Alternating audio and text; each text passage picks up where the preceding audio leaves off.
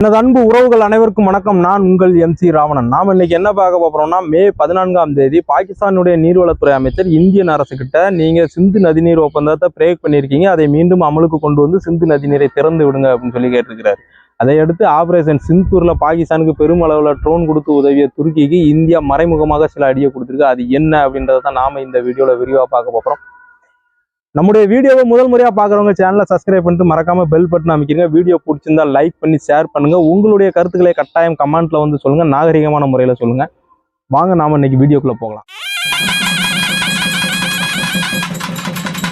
பெகல்காம் தாக்குதலை முன்னிட்டு இந்தியா பாகிஸ்தானுக்கு எதிராக எடுத்த முதல் நடவடிக்கை எது அப்படின்னு பாத்தீங்கன்னா, சிந்து நதிநீர் ஒப்பந்தத்தை பிரேக் பண்ணது. இதை பிரேக் பண்ணதின் விளைவாக சிந்து நதியிலிருந்து ஒரு டிராப் தண்ணி கூட பாகிஸ்தானுக்கு போகக்கூடாது அப்படின்னு சொல்லிட்டு நிப்பாட்டி வச்சுட்டாங்க. இந்த சிந்து நதிநீர் ஒப்பந்தம் அப்படின்றது 1960ஆம் ஆண்டு இந்தியா பாகிஸ்தான் இரண்டிற்கும் நடுவே சுமூகமான பேச்சுவார்த்தை நடைபெற்று போடப்பட்ட ஒரு ஒப்பந்தம். இந்த ஒப்பந்தத்தின் அடிப்படையில சிந்து நதியிலிருந்து வெளிவரக்கூடிய தண்ணீர்ல 90% தண்ணி பாகிஸ்தான் பயன்படுத்துற மாதிரி இருந்துச்சு. அதாவது சிந்து நதியிலிருந்து வெளிவரக்கூடிய தண்ணீர்ல 3 கிளை நதிகளாக பிரிந்து அது முழுமையமா பாகிஸ்தானுக்குள்ளே பயணிக்கிற மாதிரி இருந்துச்சு. 90% தண்ணீரை பாகிஸ்தான் மட்டுமே பயன்படுத்துற மாதிரி இருந்துச்சு.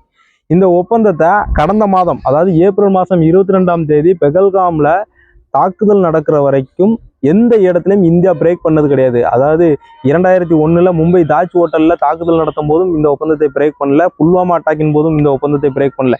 காஷ்மீர்ல பலமுறை பாகிஸ்தானின் பின்புலத்தில் இயங்கக்கூடிய தீவிரவாதிகள் ஊடுருவி தாக்குதல் நடத்தினப்பவும் இந்த சிந்து நதிநீர் ஒப்பந்தத்தை இந்தியா எந்த இடத்துலையுமே பிரேக் பண்ணதில்லை. இந்த சிந்து நதிநீரை மையப்படுத்தி இந்தியாவுக்குள்ள 2 டேம் இருக்கு.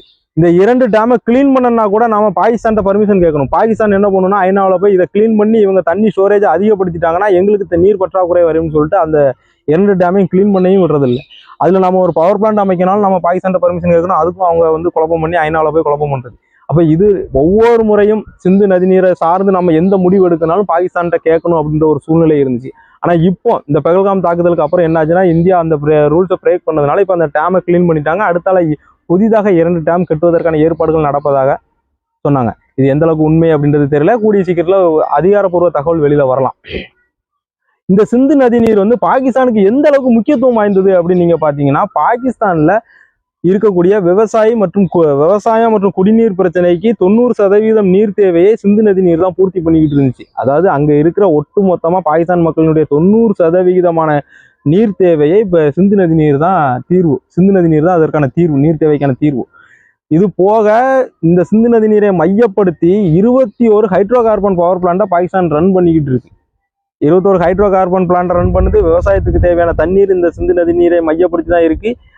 பாகிஸ்தானுடைய பொருளாதாரத்துல பெரும் பங்கு வகிக்கிறது அங்கு இருக்கக்கூடிய விவசாய பொருள். அதாவது விவசாய பொருளை அவங்க எக்ஸ்போர்ட்டும் பண்றாங்க.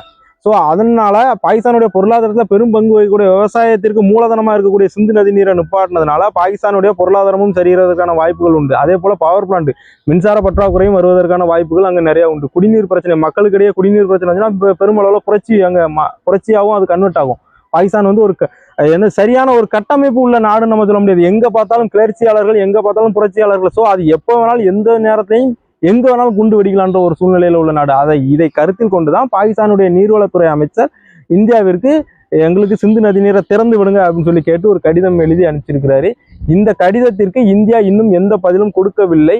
அநேகமா இதற்கு தீவிரவாதத்திற்கு முற்றுப்புள்ளி வைக்கிற மாதிரி பாகிஸ்தான் ஏதாவது ஒரு டிமாண்ட் வைக்கலாம். அப்படி இல்லைன்னா காஷ்மீர் பிரச்சனைக்கு தீர்வு கொண்டு வர மாதிரி இந்தியா ஏதாவது ஒரு டிமாண்ட் வைக்கலாம். இந்த டிமாண்டுக்கு பாகிஸ்தான் சுமூகமாக சம்மதித்தால் சிந்து நதி நீர் திறந்து விடப்படலாம் அப்படின்னு நான் கருதுறேன். அது என்ன நடக்க போகுது அப்படின்றத நாம பொறுத்திருந்து தான் பார்க்கணும். அடுத்தால ஆபரேஷன் சிந்தூர் மே 7 முதல் மே 10 வரை நாம் பாகிஸ்தானுக்கு எதிராக நடத்திய தாக்குதல்ல பாகிஸ்தான் பெரும் அளவுல இந்தியாவுக்கு எதிராக பயன்படுத்திய ஆயுதங்கள்ல ட்ரோன் மற்றும் ஏவுகணைகள், இந்த ரெண்டுமே துருக்கியினுடைய ட்ரோன்கள் தான் அதிகமாக பயன்படுத்தப்பட்டது. துருக்கி ட்ரோன் கொடுத்து உதவுனது மட்டும் இல்லாமல் தன்னுடைய ராணுவ வீரர்களையும் இந்தியாவுக்கு எதிராக சண்டை போடுறதுக்கு அனுப்பிச்சு வச்சிருக்கு. இதுல 2 பேர் துருக்கி ராணுவ வீரர்கள் இந்திய ராணுவ வீரர்களுடைய தாக்குதல்ல பலியாகிட்டாங்க. துருக்கி சார்ந்த 2 ராணுவ வீரர்கள் இந்தியாவினுடைய தாக்குதல்ல பலியாகிட்டாங்க. அதற்கு அப்புறம் தான் முழு தகவலும் இவங்க துருக்கியை சார்ந்தவங்க ட்ரோன் ஆபரேட்டர்கள் அப்படின்ற தகவல் முழுமையா வெளியே வந்துச்சு. அப்போ துருக்கி இந்தியாவின் மீது கடுமையான வன்மத்துல இருக்கு அப்படின்றது இந்திய மக்கள் தெளிவா புரிஞ்சுக்கிட்டாங்க. இதனுடைய விளைவா துருக்கிக்கு டூரிஸ்ட் போறதுக்காக, அதாவது சுற்றுப்பயணம் போறதுக்காக இந்தியர்கள் நிறைய பேர் டிக்கெட் புக் பண்ணிருப்பாங்க இல்லைங்களா, அந்த டிக்கெட் ஒட்டு மொத்தத்தையும் கேன்சல் பண்ணிட்டாங்க. நாங்க துருக்கிக்கு போக விரும்பல, துருக்கிக்கு எங்களுக்கு துருக்கி வந்து இந்தியாவிற்கு எதிரான நாடு, அது எங்களுக்கு பாதுகாப்பான நாடு இல்லை அப்படின்ற மாதிரி சொல்லி அவங்க ஒட்டுமொத்தமா டூரிஸ்ட் போற டிக்கெட் எல்லாத்தையுமே கேன்சல் பண்ணிட்டாங்க. சுமார் 4000 முதல் 5000 கோடி வரை போட்ட டிக்கெட் எல்லாமே கேன்சல் ஆயிடுச்சு. பாதி பணம் வந்தாலும் பரவாயில்ல, நாங்க துருக்கிக்கு போக விரும்பல, அது இந்தியாவுக்கு எதிரான நாடு அப்படின்னு சொல்லி முடிச்சாங்க. அது மட்டும் இல்ல, இங்க இருக்கக்கூடிய பல வியாபாரிகள், இந்தியாவில் இருக்கக்கூடிய பல வியாபாரிகள் நிறைய பேர் துருக்கியில இருந்து தான் ஆப்பிள் இன்னும் சில பொருட்கள், இன்னும் சில பழங்களை அங்க இருந்து தான் இன்புட் பண்ணிட்டு இருந்தாங்க. அதுவும் இனி எங்களுக்கு இப்ப நாங்கள் துருக்கியோடு எந்த வணிகமும் பண்ண போறதில்லை அப்படின்னு சொல்லிட்டு பல வியாபாரிகள் சொல்லிட்டாங்க. மார்பல் வியாபாரிகள், மார்பல் கிரைனட் இதுவுமே துருக்கியில இருந்து நிறைய இன்புட் பண்ணப்படுது, இதுவுமே வந்து நிப்பாட்டாங்க. கிட்டத்தட்ட ஒரு 1500 கோடி ரூபாய் வரவு செலவுங்கிறது அங்க நின்று போச்சு. அப்போ துருக்கியினுடைய பொருளாதாரத்துல பெருமளவுல கை வைக்கலனாலும் ஓரளவுக்கு தாக்கத்தை ஏற்படுத்தக்கூடியது இந்த நிலைப்பாடு.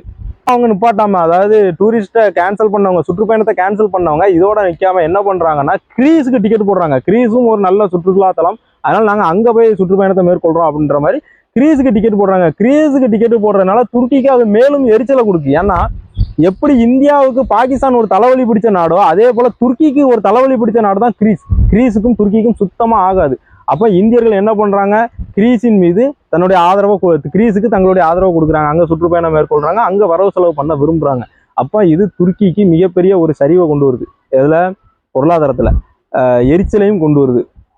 இதனுடைய வெளிப்பாடா துருக்கி அடுத்தால எப்படி வெளிப்படுத்த போகுது அப்படின்றது தெரியல. வெளிப்படுத்தினாலும் இங்க ஒன்றும் பண்ண முடியாது. ஏன்னா இந்தியாவினுடைய ஸ்ட்ரென்த் என்ன அப்படின்றத இன்னைக்கு உலக நாடுகளே பார்த்துட்டு துருக்கியால நம்மள எதுவுமே பண்ண முடியாது. அவங்க ட்ரோனை பூரா நம்ம பழைய RX-100 வச்சு அடிச்சு காலி பண்ணிட்டோம் அப்படின்றது அவங்களுக்கு நல்லாவே தெரியும். அதனால துருக்கி இதை அடுத்தால யாரோட சேர்ந்து எந்த மாதிரியான நடவடிக்கையில, துருக்கி எப்படி இந்த பக்கம் பாகிஸ்தானை இந்தியாவுக்கு எதிராக கொம்பு சீவி விடுதோ அதே போலதான் அந்த பக்கம் அர்மேனியர்களுக்கு எதிராக அசர்பைஜானை கொம்பு சீவி விடும். அர்மேனியர்களுக்கும் துருக்கிக்கும் சுத்தமா ஆகாது. ஒற்றன் பேரரசு செய்த இனப்படுகொலையில மிக மோசமான இனப்படுகொலை தான் அர்மேனியர்கள் இனப்படுகொலை. இந்த அர்மேனியர்கள் இனப்படுகொலைன்றது இலங்கையில எப்படி தமிழர்களுக்கு எதிராக இலங்கை சிங்களத்தவன் பண்ணானோ அதுக்கும் சற்றும் சளைக்காததுதான் அர்மேனியர்கள் இனப்படுகொலை. இந்த ஒற்றன் பேரரசுன்றதான் இப்போதைய துருக்கி. இந்த துருக்கி பக்கத்துல இருக்கிற அசர்பைஜானை பயன்படுத்தி அர்மேனியர்களா இடையூறு பண்ணிக்கிட்டே இருக்கு, குடைச்சல் கொடுத்துக்கிட்டே இருக்கான் அர்மேனியர்களுக்கு. எப்படி பாகிஸ்தான் நமக்கு குடைச்சல் கொடுக்கும், அந்த மாதிரி அவன் அசர்பைஜான் வந்து அர்மேனியர்களுக்கு குடைச்சல் கொடுத்துக்கிட்டே இருக்கான். அர்மேனியாவினுடைய அதிபர் என்ன பண்றாரு, நம்மளுடைய பாரத பிரதமர் நரேந்திர மோடி கிட்ட சில பேச்சுவார்த்தைகள் நடத்துறாரு. எங்களுக்கு உங்களுடைய ஆதரவு வேணும், நீங்க எங்களுக்கு சப்போர்ட்டா இருக்கணும் அப்படின்னு சொல்லிட்டு பிரம்மோஸ் மற்றும் ஆகாஷ் ஏவுகணைகளை பர்ச்சேசிங் பண்றதுக்கான பேச்சுவார்த்தைகள் போய்கிட்டு இருக்கு. இன்னும் அது அதிகாரப்பூர்வ தகவலாக வெளியே வரல. இந்தியா அர்மேனியர்களுக்கு சப்போர்ட் பண்றோம், இந்தியா வந்து அர்மேனியர்களுக்கு எப்பவுமே ஆதரவா இருக்கும் அப்படின்ற மாதிரியான ஒரு நிலைப்பாடை எடுக்கும் நான் நம்புறேன். எதுவாக இருந்தாலும் இன்னும் சில காலங்கள் கழிச்சதுக்கு அப்புறம் தான் தெரியும். ஆக மொத்தத்துல இந்தியா இந்த ஆபரேஷன் சிந்தூர் மூலியமா இந்தியாவிற்கு எதிராக செயல்பட்ட அனைத்து நாடுகளுக்கும் ஏதோ ஒரு வகையில செக் வச்சு ஒரு நெருக்கடிக்கு தள்ளிக்கிட்டு இருக்கு. அப்போ இதுல இருந்து புரிஞ்சுக்கோங்க, இந்தியா இன்னைக்கு உலகத்துல வலிமை மிக்க நாடா மாறிக்கிட்டு இருக்குன்றதை நம்ம தெரிஞ்சுக்கணும். இந்தியாவை நேரடியாக எதிர்க்கக்கூடிய சக்தி இன்னைக்கு எந்த நாட்டுக்கிட்டையுமே இல்லை அப்படின்றத நாம நல்லா புரிஞ்சுக்கணும். சில நாடுகள் வல்லரசு நாடுகளாக இருந்தாலும் அதற்கு சற்றும் தலைக்காமல் தான் இந்தியா போயிட்டு இருக்கு. இப்படி இருக்கும் பட்சத்துல இந்தியாவிற்கு எதிரான கருத்துக்களை வெளியிடுற தேச துரோகிகள் மீது, அதாவது தேசத்துக்கு வெளியே இருக்கிற துரோகிகள் மற்றும் எதிரிகளையே மோடி பந்தாடிக்கிட்டு இருக்காப்புல. உள்ளே இருக்கிற உங்களுடைய நிலைமையை யோசிச்சுக்கோங்க. அடுத்தால தேசத்தின் உள்ளே இருக்கக்கூடிய நபர்களை களையெடுக்கக்கூடிய, தேச துரோகிகளை களையெடுக்கக்கூடிய நிலை வரலாம். சற்று மீண்டும் ஒரு நல்ல தகவலுடன் உங்களை சந்திக்கும் வரை உங்கள் MC ராமணன்.